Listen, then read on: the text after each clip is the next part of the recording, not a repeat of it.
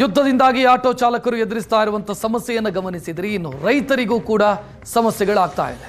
ಯುದ್ಧ ಶುರುವಾದ ನಂತರ ತರಕಾರಿ ದರ ಏಕಾಏಕಿ ಕುಸಿತ ಕಂಡಿದೆ. ಚಿಕ್ಕಬಳ್ಳಾಪುರ ಎಪಿಎಂಸಿಯಲ್ಲಿ ಕೊಳಿತಾ ಇದೆ ತರಕಾರಿ.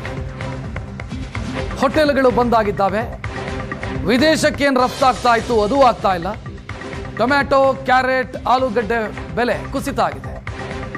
ತರಕಾರಿ ಖರೀದಿಯಾಗದೆ ರೈತರು, ಮಾರಾಟಗಾರರು ಸದ್ಯ ಸಮಸ್ಯೆಗೆ ಸಿಲುಕಿದ್ದಾರೆ. ನೇರ ಎಫೆಕ್ಟ್ ಆಗಿರೋದು ಎಕ್ಸ್ಪೋರ್ಟ್ ಚೈನು. ಎಕ್ಸ್ಪೋರ್ಟ್ ಆಗ್ತಾ ಇಲ್ಲ. ಇಲ್ಲಿಂದ ತರಕಾರಿ ಮಧ್ಯಪ್ರಾಚ್ಯ ದೇಶಗಳಿಗೆ ಹೋಗ್ತಾ ಇತ್ತು. ಅಂದರೆ UAE, ಸೌದಿ ಅರೇಬಿಯಾ, ಕುವೈತು, ಬಹ್ರೈನು ಇಂಥ ದೇಶಗಳಿಗೆ ಹೋಗ್ತಾ ಇತ್ತು ತರಕಾರಿ. ಆದರೆ ಎಕ್ಸ್ಪೋರ್ಟ್ ಆಗ್ತಿಲ್ಲ. ಸ್ಟ್ರೈಟ್ ಆಫ್ ಫಾರ್ಮರ್ಸ್ ಕ್ಲೋಸ್ ಆಗಿದೆ. ರಫ್ತಾಗದ ಕಾರಣಕ್ಕಾಗಿ ತರಕಾರಿಗಳು ಹಾಳಾಗ್ತಾ ಇದ್ದಾವೆ. ಹೆಚ್ಚು ದಿನ ಇಟ್ಕೊಳ್ಳೋದಕ್ಕೆ ಸಾಧ್ಯ ಇಲ್ಲ. ತರಕಾರಿಗಳನ್ನು ಕೊಳೆತು ಹೋಗುತ್ತೆ. ಜೊತೆಗೆ ಹೋಟೆಲ್ಗಳು ಬಂದಾಗಿರೋದ್ರಿಂದ ಅಲ್ಲೂ ಕೂಡ ಬೇಡಿಕೆ ಕುಸಿದಿದೆ.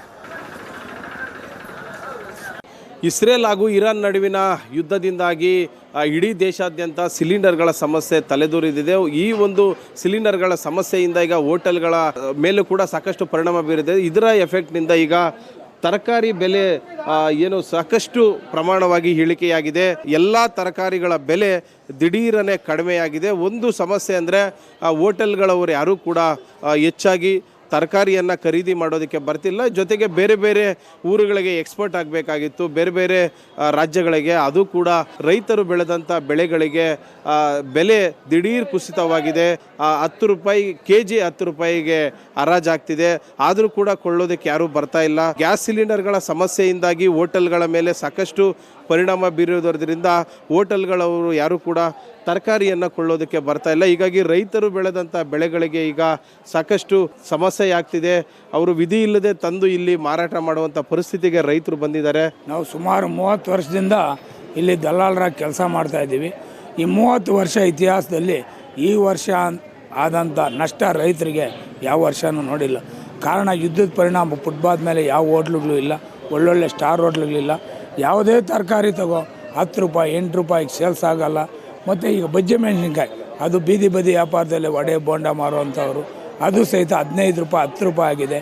ಟೊಮ್ಯಾಟೊ ಆಗ್ಬೋದು 150 ರೂಪಾಯಿ, ಆಲೂಗಡ್ಡೆ 10 ರೂಪಾಯಿ, ಕ್ಯಾರೆಟ್ 8 ರೂಪಾಯಿ, ಬದನೆಕಾಯಿ 10 ರೂಪಾಯಿ. ಪ್ರತಿ ತರಕಾರಿನೂ 10 ರೂಪಾಯಿಗೆ ಸೇಲ್ಸ್ ಆಗ್ತಾಯಿಲ್ಲ. ಅದರಿಂದ ರೈತರು ಭಾರಿ ನಷ್ಟ ಅನುಭವಿಸಿ ಹೊಡೆತ ಆಗಿದೆ. ಏನು ಬೆಳೆ ತಂದಿದ್ರಿ ನೀವು? ಸೊ ಏನಾಗಿದೆ?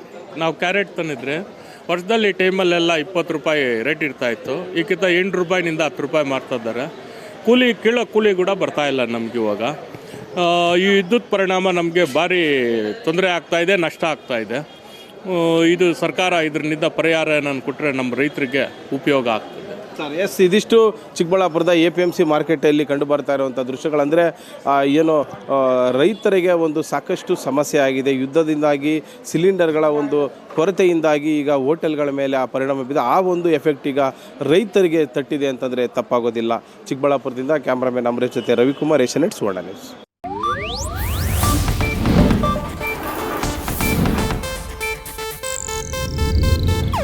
ಇದು ಏಷ್ಯಾನೆಟ್ ನ್ಯೂಸ್ ನೆಟ್ವರ್ಕ್ ಪ್ರಸ್ತುತಿ.